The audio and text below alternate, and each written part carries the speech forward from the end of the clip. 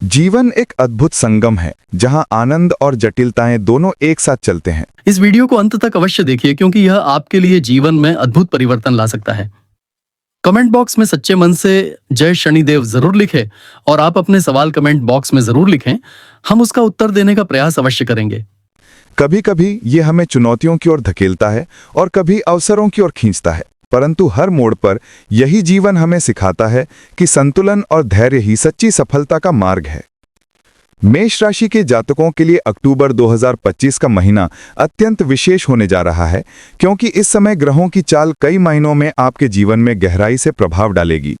इस महीने सूर्य का गोचर तुला राशि में होगा और ये आपके सप्तम भाव को प्रभावित करेगा, जो कि जीवन साथी, साझेदारी और सार्वजनिक छवि से जुड़ा हुआ है। वहीं मंगल, जो कि आपकी राशि का स्वामी ग्रह है, इस समय वृषभ राशि में गोचर करेगा और आपके दूसरे भाव को प्रभावित करेगा। इसका सीधा असर आपके धन, वाणी और पारिवारिक संबंधों पर दिखाई देगा। शनि का वक्री प्रभाव अभी भी कुंभ राशि में आपके एकादश भाव में बना रहेगा, जो कि लाभ, मित्रता और नेटवर्किंग से संबंधित है। गुरु यानी बृहस्पति का गोचर मिथुन राशि में होगा और ये आपके तीसरे भाव को प्रभावित करेगा, जिससे संचार, प्रयास और साहस की दिशा में महत्वपूर्ण परिवर्तन होंगे।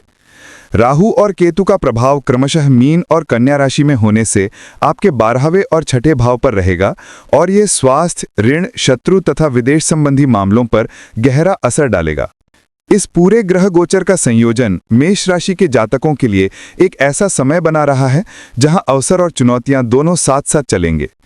करियर के क्षेत्र में सूर्य और मंगल का प्रभाव आपको न केवल सक्रिय बनाएगा, बल्कि आपके भीतर ऊर्जा और प्रतिस्पर्धा की भावना को और अधिक प्रबल करेगा। आप अपने कामकाज में अधिक मेहनती और केंद्रित रहेंगे, लेकिन वाणी में कटुता से बचना होगा, अन्यथा सहयोगियों और वरिष्ठों के साथ मतभेद उत्पन्न हो सकते हैं।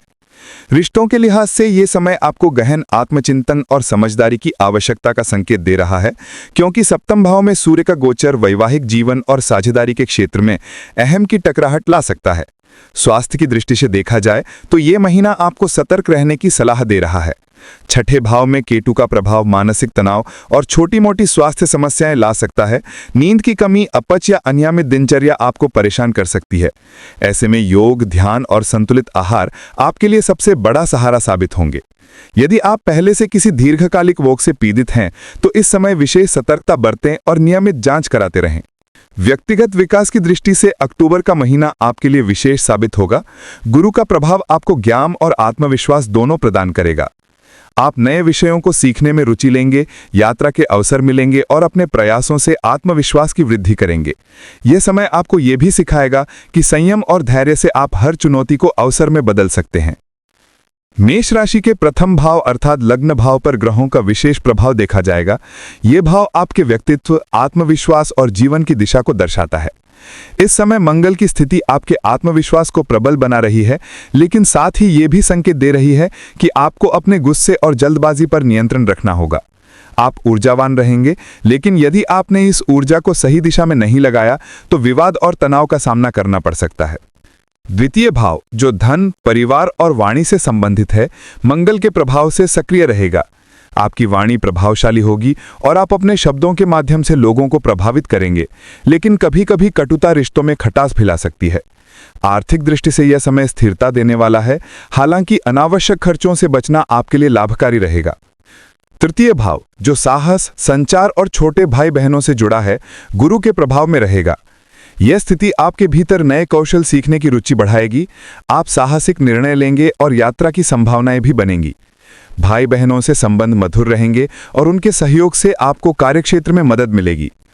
चतुर्थ भाव यानी सुख और घर परिवार का क्षेत्र इस समय मिश्रित फल देगा।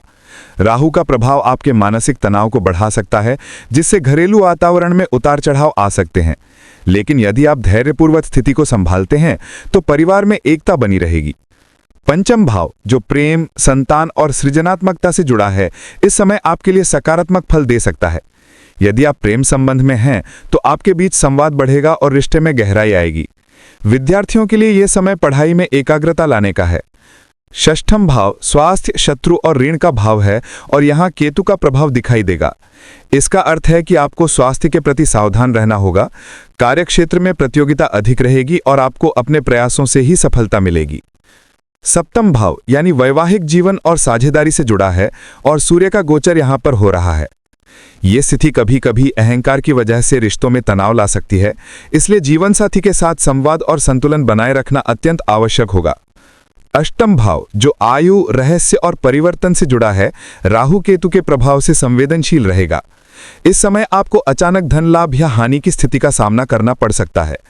गुप्त शत्रु सक्रिय हो सकते हैं, इसलिए सतर्क रहना आवश्यक होगा।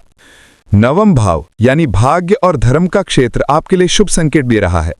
गुरु का प्रभाव यहां पर आपको धार्मिक कार्यों और यात्राओं की ओर आकर्षित करेगा। भाग्य का साथ मिलेगा और आपके प्रयास सफल होंगे।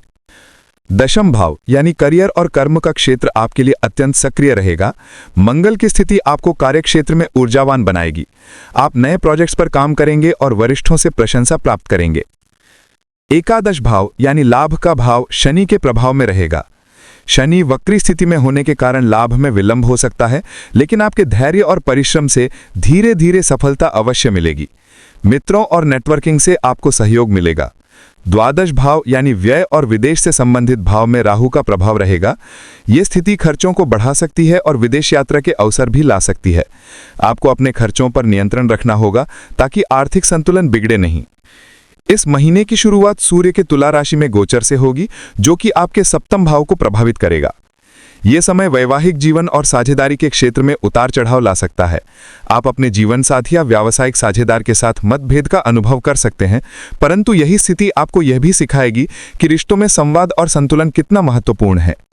इस महीने की पूर्णिमा मीन राशि में घटित होगी, जो कि आपके द्वादश भाव को प्रभावित करेगी। इस समय आपके भीतर आत्मचिंतन की प्रवृत्ति बढ़ेगी। आप अपने जीवन की गहराइयों पर विचार करेंगे और आध्यात्मिकता की ओर आकर्षित होंगे। यह समय आपको यह भी सिखाएगा कि भौतिक सुख सुविधाओं से परे भी जीवन का एक गहरा उद्देश्य है। अमावस्या तुला राशि में घटित होगी और ये आपके सप्तम भाव को प्रभावित करेगी। यह समय आपको नए रिश्ते बनाने या पुराने रिश्तों को सुधारने का अवसर देगा। यदि आप विवाहित हैं तो इस समय जीवन साथी के साथ संबंधों में नई शुरुआत की संभावना बनेगी। करियर में भी इस समय नए प्रोजेक्ट की शुरुआत हो सकती है, जो भविष्य में लाभकारी सिद्ध होगा। मंगल का वृषभ राशि में गोचर आपके दूसरे भाव को प्रभावित कर रहा है। यह समय आपको आर्थिक दृष्टि से मजबूत करेगा, लेकिन साथ ही आपको यह भी ध्यान रखना होगा कि धन से जुड़े किसी भी निर्णय में जल्दबाजी ना करें। यदि आप निवेश करने की योजना बना रहे हैं तो यह समय सावधानीपूर्वक कदम बढ़ाने का है। गुरु का मिथुन राशि में गोचर आपके तीसरे भाव को प्रभावित करेगा। यह समय आपको ज्ञान और संचार कौशल में वृद्धि देगा। आप नई चीजों को सीखने की ओर आकर्षित होंगे और आपके प्रयास सफल होंगे। भाई बहनों के साथ संबंध मधुर रहेंगे और उनके सहयोग से आपको कार्यक्षेत्र में मदद मिलेगी। शनि की वक्री स्थिति आपके एकादश भाव को प्रभावित कर रही है। यह स्थिति आपके लाभ को धीमा कर सकती है, लेकिन यदि आप धैर्य और परिश्रम बनाए रखते हैं तो धीरे धीरे सफलता अवश्य मिलेगी। यह समय आपको यह भी सिखाएगा कि मेहनत का फल भले ही देर से मिले, परंतु वो स्थायी होता है। राहु और केतु का प्रभाव क्रमशः 12वें और 6ठे भाव पर रहेगा। राहु का 12वें भाव में होना आपके भीतर विदेश यात्रा या विदेशी संबंधों की संभावना को प्रबल करेगा। वहीं केतु का 6ठे भाव में होना आपको स्वास्थ्य के प्रति सावधान रहने का संकेत देगा। इस समय सूर्य का तुला राशि में गोचर आपके सप्तम भाव को एक्टिव करेगा, जिससे साझेदारी और रिश्तों में उतार चढ़ाव देखने को मिल सकते हैं। करियर के क्षेत्र में आप नए अवसरों की तलाश करेंगे और आत्मविश्वास से भरे रहेंगे। सप्ताह की शुरुआत में आपको अचानक किसी पुराने मित्र या सहयोगी से मदद मिल सकती है, जो आपके कार्यक्षेत्र में लाभकारी साबित होगी। दूसरे सप्ताह में चंद्रमा का गोचर आपके चौथे और 5वें भाव से होकर गुजरेगा, जिससे घरेलू वातावरण में परिवर्तन और प्रेम संबंधों में गहराई आएगी। यदि आप विद्यार्थी हैं तो ये समय पढ़ाई के लिए शुभ रहेगा और आपके प्रयासों का सकारात्मक परिणाम मिलेगा। प्रेम संबंधों में इस समय संवाद की भूमिका अत्यंत महत्वपूर्ण होगी, क्योंकि थोड़ी सी गलतफहमी रिश्ते को प्रभावित कर सकती है।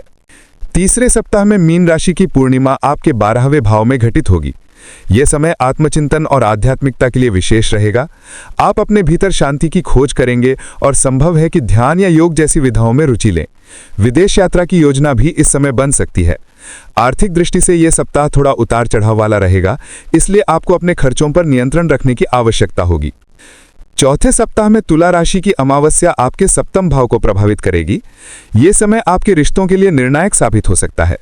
यदि रिश्तों में पहले से कोई तनाव चल रहा है तो अब उसे सुधारने का अवसर मिलेगा। विवाहित जातकों के लिए ये समय साथी के साथ नई समझ विकसित करने का है। करियर में भी इस समय नए प्रोजेक्ट की शुरुआत हो सकती है जो भविष्य में लाभकारी सिद्ध होगा। महीने के अंतिम दिनों में मंगल का प्रभाव आपके दूसरे भाव को और अधिक एक्टिव करेगा। आपकी वाणी और निर्णय शक्ति आपके लिए लाभकारी सिद्ध होगी। आप धन संबंधी मामलों में समझदारी से काम लेंगे और परिवार में भी आपकी भूमिका महत्वपूर्ण रहेगी। ये समय आपको ये भी सिखाएगा कि धैर्य और संतुलन से आप हर चुनौती का समाधान निकाल सकते हैं।